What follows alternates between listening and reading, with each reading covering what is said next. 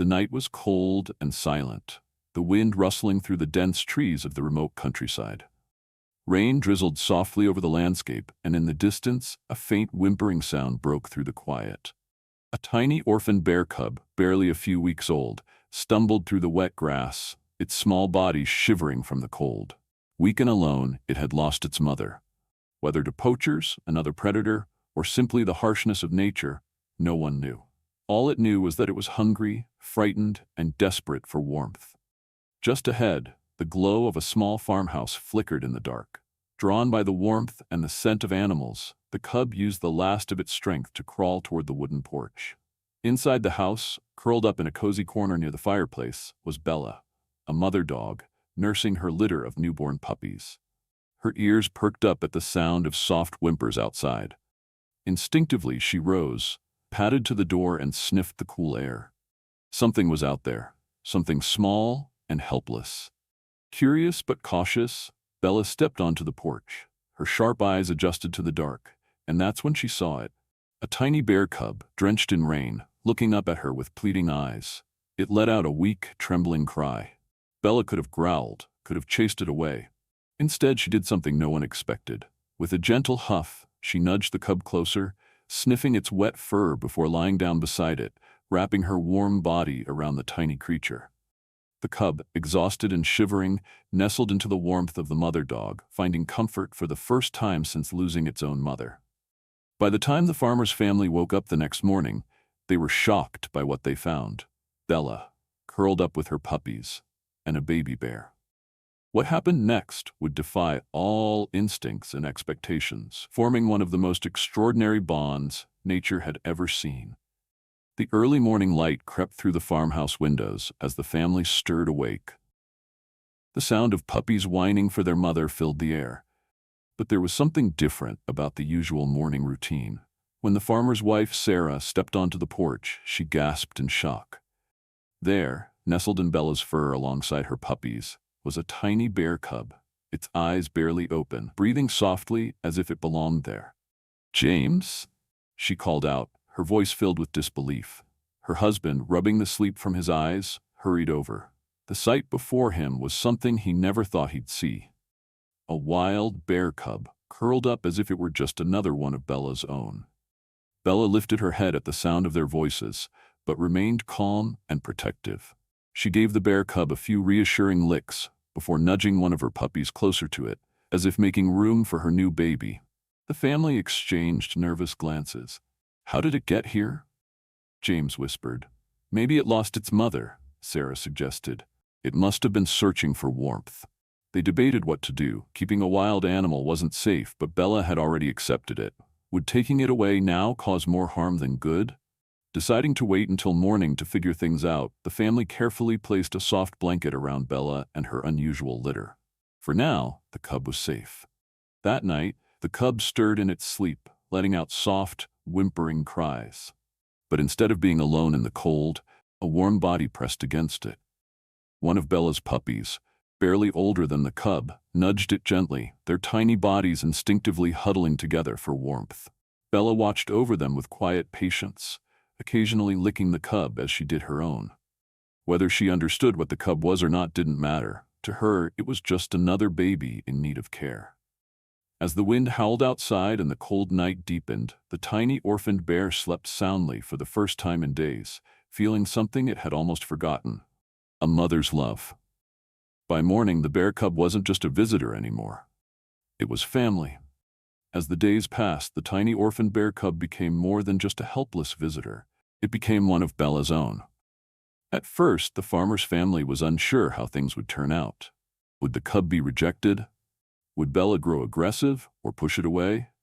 But what they witnessed instead was something incredible. Bella treated the cub just like one of her puppies, nuzzling it, licking its fur clean, and even letting it nurse alongside her litter.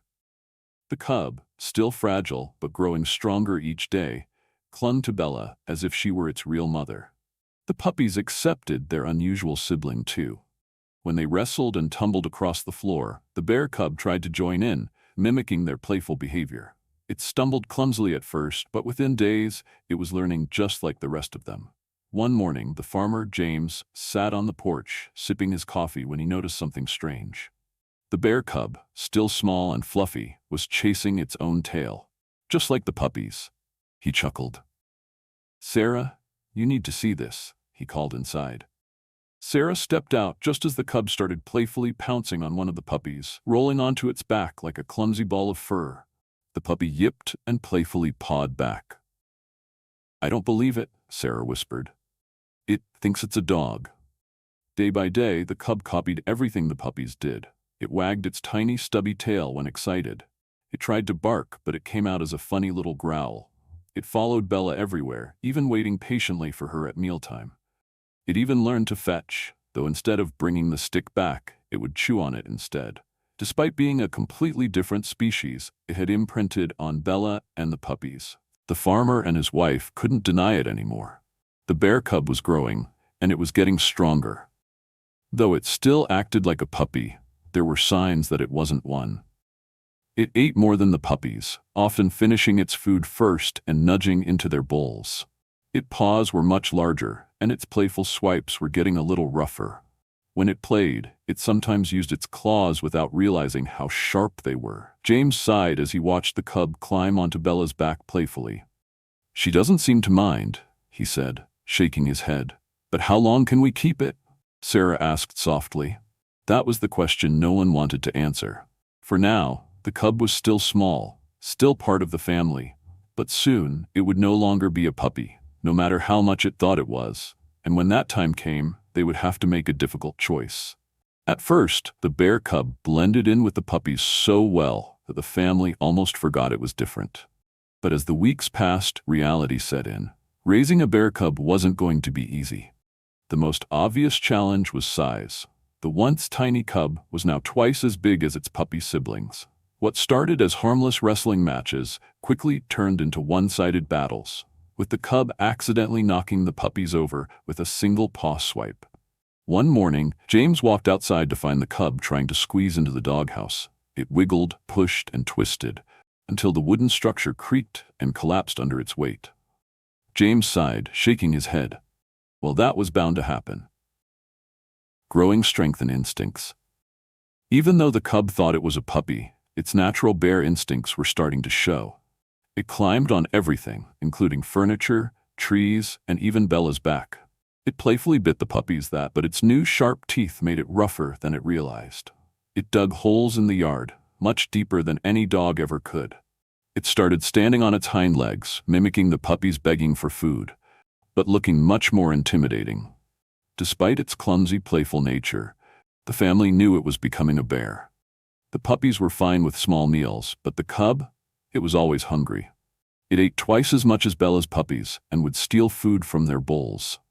It started sniffing the family's table, looking at their meals with longing eyes. One day, Sarah turned her back for just a second, and when she looked again, the cub had grabbed an entire loaf of bread from the counter. It stared at her, guilty, before bolting out the door with it. "That's it," Sarah huffed, hands on her hips. "We need to figure out what to do before this little guy gets big enough to raid the whole house." The family adored the cub. Bella treated it like her own, and it truly believed it was a dog. But deep down, they knew they couldn't keep it forever. One evening, as the cub curled up next to Bella, its giant paws draped over her, James looked at Sarah with concern. "We have to start thinking about what's best for him," he said softly.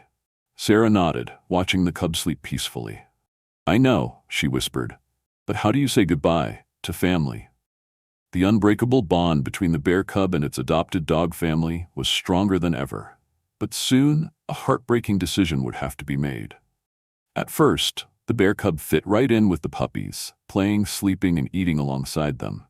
But as time passed, the differences between a bear and a dog became impossible to ignore. The cub was once the same size as the puppies, but within weeks, it was twice as large and still growing. When the puppies playfully jumped on Bella, it was cute, but when the cub tried, Bella nearly toppled over. The cub still curled up with the dogs at night, but now it barely fit in their sleeping area, spilling out onto the floor. It outgrew the doghouse, trying to squeeze inside one last time before it collapsed under its weight. James shook his head, watching the wreckage. Well, guess he's officially too big to be a puppy. The cub still thought it was a puppy, but its playful swipes and wrestling were getting stronger. It knocked over its puppy siblings easily, leaving them yelping in surprise. It bit too hard during play, not realizing its teeth and claws were sharper than before. One day, it accidentally swiped Bella's food bowl across the porch, sending it flying into the yard. Bella still loved the cub, licking its face and treating it like one of her own. But every now and then, she would let out a sharp bark, a mother's way of setting boundaries. The cub would lower its head, whining in apology. But the truth was, it wasn't a puppy, and never would be. With its growing size came a growing appetite, and feeding the cub became a challenge. It finished its food before the puppies, and then tried to steal theirs. It started sniffing at the family's table, looking longingly at their meals. One day, Sarah caught it standing on its hind legs, trying to grab a loaf of bread from the counter. "Absolutely not," she scolded, wagging a finger at the cub. It tilted its head innocently, then grabbed the bread and ran. Sarah sighed. "We have a problem." One evening, as the cub lay beside Bella, its large paws resting on her back, James spoke the words no one wanted to say. "We can't keep him." Sarah looked down, her heart sinking. They had raised this cub since it was helpless, watched it bond with Bella like one of her own. How could they let it go? But the truth was clear. The cub was getting too big, too strong. It needed more space, more food, and soon, a new home. Bella nudged the cub gently, licking its face one last time before closing her eyes. The cub, unaware of what was coming, nestled closer to her, feeling safe in the only home it had ever known. But soon, a heartbreaking decision would have to be made. The decision to say goodbye wasn't easy, but it was the only choice. The cub was growing too fast, and despite still thinking it was a puppy, it was clear that it could no longer live as one. James contacted a wildlife rescue center, explaining the situation. The experts agreed to take the cub in, ensuring it would be raised properly and prepared for life in the wild. But as the day of departure arrived, the reality of what was about to happen hit everyone, especially Bella. The sun rose over the farmhouse, but the usual happy energy felt different. The cub, unaware of what was coming, chased the puppies around the yard, playfully rolling in the dirt as if it were just another day. Bella, however, sensed something was wrong. She watched as James loaded a large crate into the back of the truck, her ears flicking back in concern. When Sarah came outside with the cub wrapped in a blanket, Bella stood up immediately, her body tense. The cub whined and wiggled, reaching for Bella. It had never been separated from her, not once. The puppies, now smaller in comparison, yipped and circled around, as if they too could feel that something was changing. James sighed as he knelt beside Bella. "It's for the best," he said gently, running his hand through her fur. "He's not a puppy, Bella. He's a bear. And he needs to be with his own kind." But Bella didn't care about what he was. She only knew he was her baby. She padded over to Sarah and nosed the cub gently, licking its face as if trying to reassure it. The cub nuzzled into her fur, letting out soft whimpers, its little paws reaching toward her. The family watched, their eyes stinging with emotion. This wasn't just any farewell. This was a mother saying goodbye to her child. Finally, after one last nuzzle, Bella took a step back, watching as James carefully placed the cub inside the crate. The cub cried out, pressing its tiny paws against the bars, confused and scared. Bella let out a soft, low whine, but didn't try to stop them. She understood. The truck's engine rumbled to life, and as it pulled away down the dirt road, Bella sat still, watching until the very last moment, until the truck disappeared beyond the trees. Only then did she turn back toward her puppies, slowly walking back to the porch, her eyes full of something no words could describe. Though the cub would now be raised in a safe wildlife sanctuary, its bond with Bella would never fade. For days after the cub's departure, Bella would sniff around its sleeping spot, searching for the little one who was no longer there. But she wasn't sad, because she had done exactly what any good mother would do. She had raised him, protected him, and when the time came, she let him go. And even though the cub was gone, the love between them would always remain. A mother's love knows no boundaries, not even between species.